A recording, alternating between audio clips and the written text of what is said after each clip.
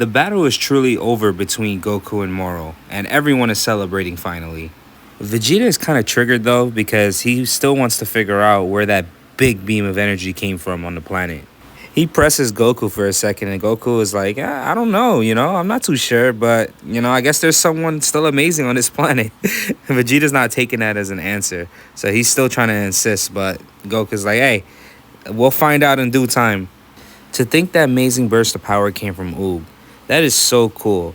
He is talking to the Lord of Lords, and he's wondering, yo, who are you?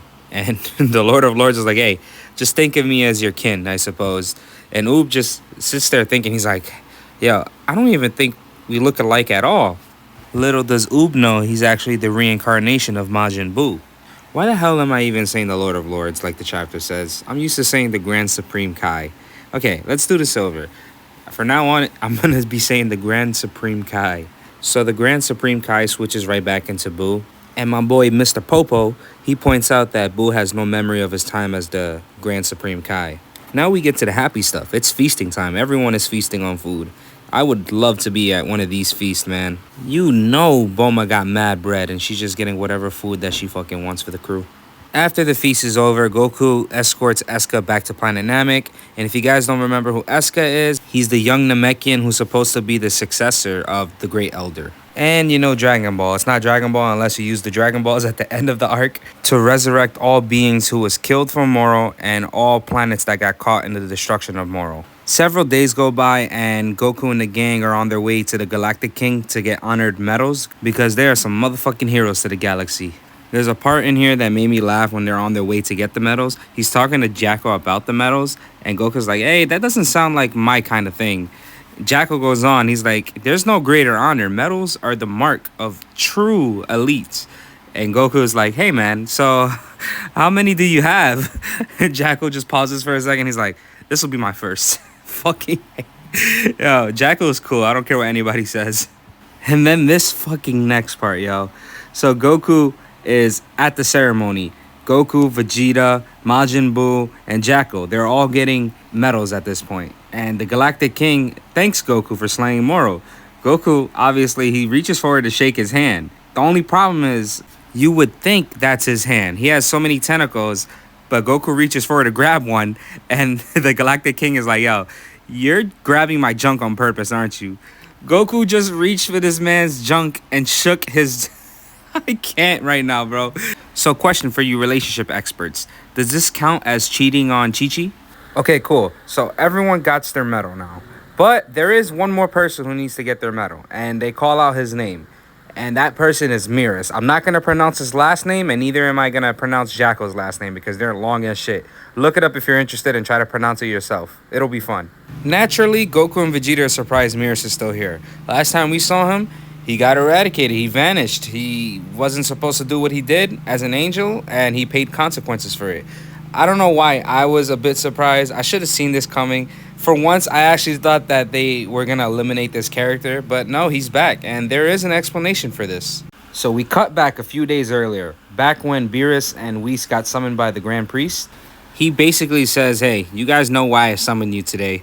Whis apologizes for his actions. And he did not expect Beerus to violate any angel laws. Whis is basically saying, hey, Grand Priest, my boy, I fucked up. That's on me, my bad. The way it's explained by the Grand Priest is, it is the fate of law-breaking angels to vanish from existence forever. That said, he personally eradicated Beerus temporarily before resurrecting him as immortal. Why? Well, it turns out the Supreme Kai is the one who came to the Grand Priest willing to sacrifice his own life. Now, that's fucking hilarious because Beerus freaks out about that. And if you want to know why he freaks out, don't forget, if the Supreme Kai dies, then Beerus is out of here too. Even Beerus is like, how dare you put our lives on the chopping block, man? You and I are the two sides of the same coin.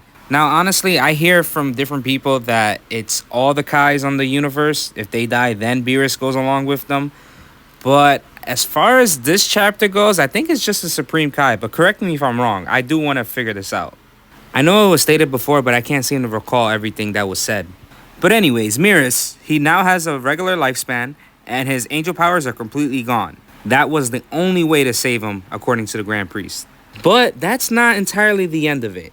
As the Grand Priest says, for your involvement with this trouble, there is going to be a penalty among all three of these guys, Whis, Beerus, and the Kai.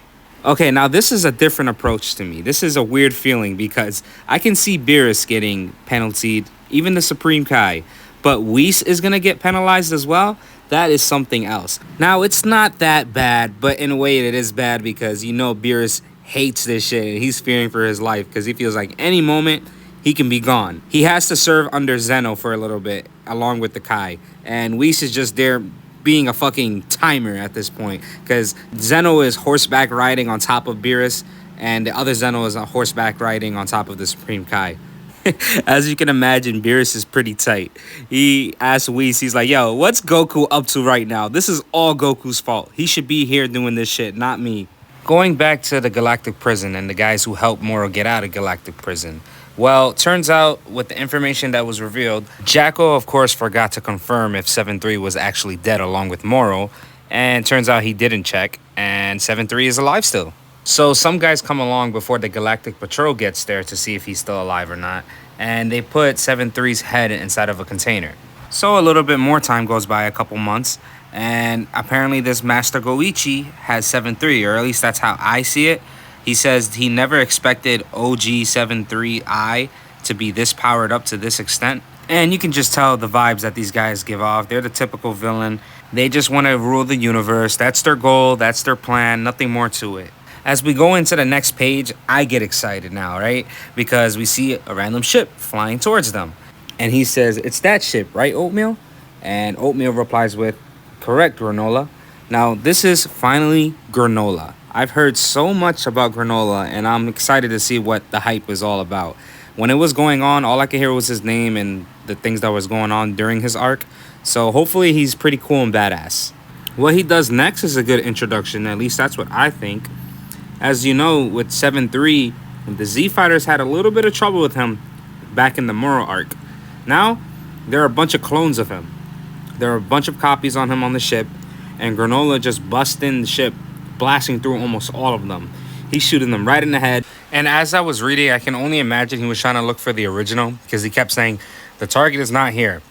Scanning through everyone, and I was like, okay, well, maybe he's trying to look for the original 7-3, head, body, whatever the case may be. Destroy that, and maybe it shuts down all these clones. He's on a mission of some sort to stop this threat. I don't know. And of course, he gets to the room, and he finds OG 7-3.